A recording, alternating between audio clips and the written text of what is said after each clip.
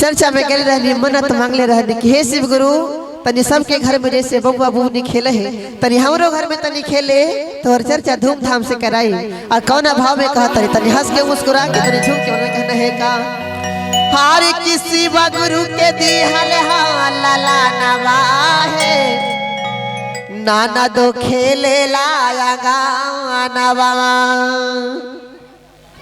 हार की खेल लाया गानवा नाना दो खेले लाया गानवा जियत रहो ये बबुआ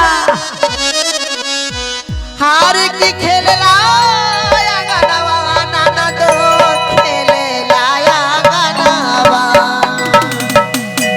अतने झूम के मनाते रहे ना तोहरे तो ताली बजाइए कहने का हरि शिवा गुरु के दी हला ला नवा है सन दो खेले लाया गानवा शिवा गुरु के दी हला नवा हो खेले मोरया गाना हरि शिवा गुरु के दी हला नवा है सन दो खेले लाया गानवा शिवा गुरु के दी हला नवा है खेले मोरया गाना हरि खेले लाया गानवा नाना दो खेले लाया गानवा खेले मोरया गाना नंद दो खेले मोरया गाना खेले लाया गानवा नाना दो खेले लाया गानवा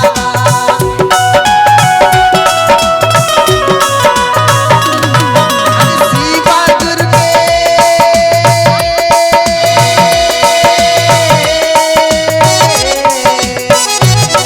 हरि शिवा गुरु के दी हला नवा है नन दो खेले लाया गानवा शिवा गुरु के दी हला नवा है नन दो खेले लाया गानवा आप लोग जरा मीठी मीठी ताली बजाएंगे काय दीदिया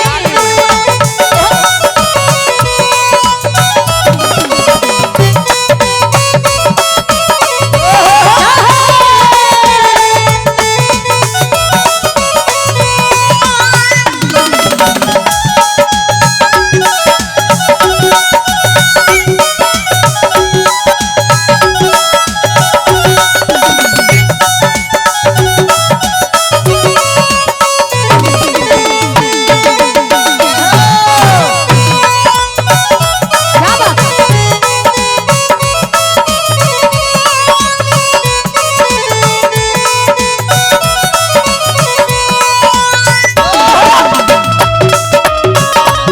अरे जिया क्या बात है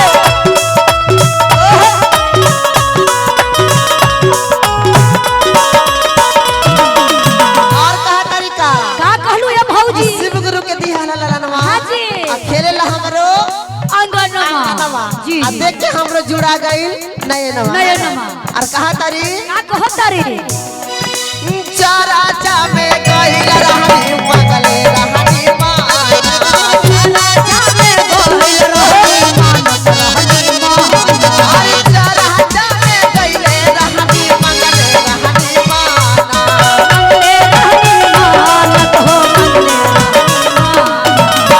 सब कोई के घर में चर्चा होवेला हाँ जी। त हम जात रहनी तू आ शिव गुरु से मांगनी कि हे शिव गुरु जहिना हमरो गोदी में ललनवा खेली है चर्चा अंगनवा कराई कहा एकदम बिल्कुल बिल्कुल चारा चा में गइल रहनी पगले रहनी माना मानत रहनी मानत हो मानत रहनी मानत और कहा आ हर चारा चा करावानी अंगनवा हो नन दो खेले लाया गानवा चारा चाकरा कहनी गानावा हो भौजी खेलत मोर गानावा हर शिवा गुरु के दी हला नवा है भौजी खेले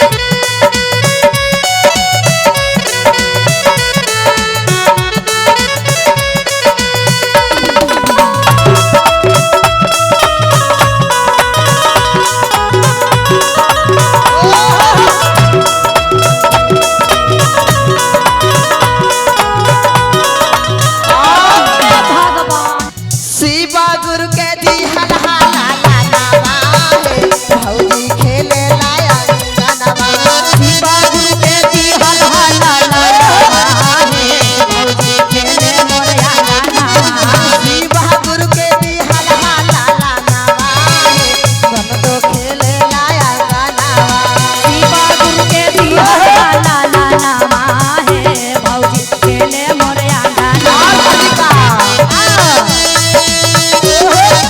बोले सच्ची दरबार की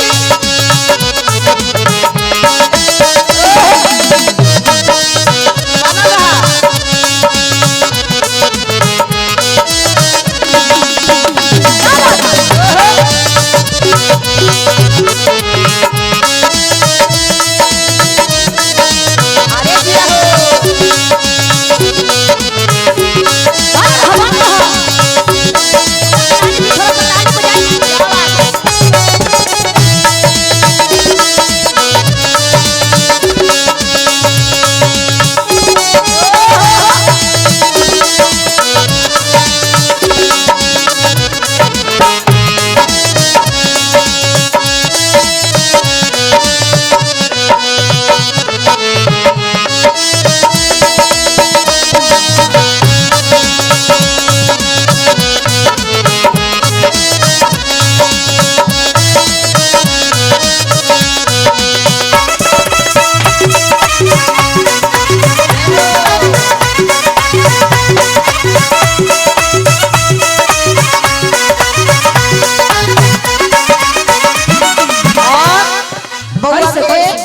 मौसी जी है ना और दादी जी की तरफ से बोबो के आगे रखा नहीं, बोबो के पीछे कहने को चल जाए, इधर लाइए ना, इधर लाइए, है ना।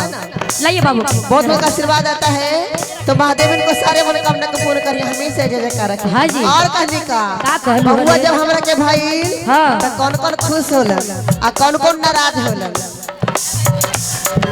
बबुआ के पापा जी खुशा भइला, काला खुशा भइलन हो, काला खुशा भइलन, बबुआ के दादाजी भाई खुशा भइला, काला खुशा भइलन हो, काला खुशा भइलन। और का का देखा तारू के पूरा मिठाई बाटा था, बुनिया बाटा था। बूंदिया, अरे बूंदिया बूंदिया यानी बूंदिया। हाँ। ओ, हम छेना रसगुल्ला, यानी रसगुल्ला। हाँ। अच्छा, और क्या चीज और बाटा?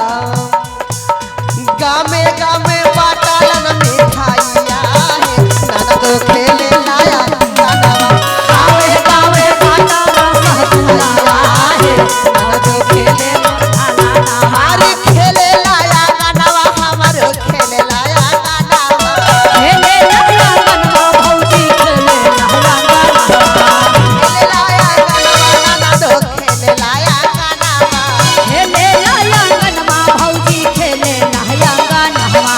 शिवा गुरु के दी हल हाला लानावा है, भौजो खेले लाया गानावा, शिवा गुरु के दी हल हाला लानावा है, भौजी खेले लाया गानावा। पीछे वाले जरा ताली बजा देंगे। क्या बात है?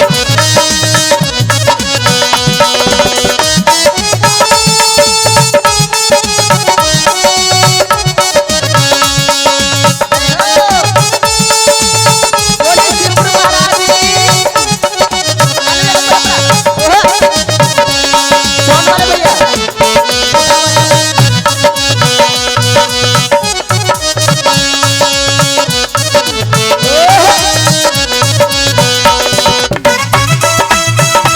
ताली बजा के मुस्कुरा के हंस के।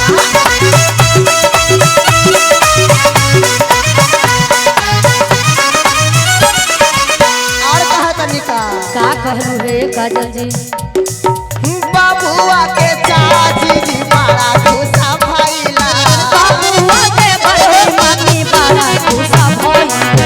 जानहु हाँ। सब को गोतनी के लेकर होवा है ना, हाँ जी। तब बड़ी देख के जा रहा था, हाँ। लेकिन ऐसा दिलदारी हथी ना सबसे हट के है, एकदम मैगारो हथिन, मैगारो। रहा हथिन बाहर में, हाँ। लेकिन जैसे सुनलन है कि हमारे गोतनिया के बाल बच्चा भइल हा, सुन के जरूरत अइलन हा खुशी लुटावेला। हाँ। बाबुआ के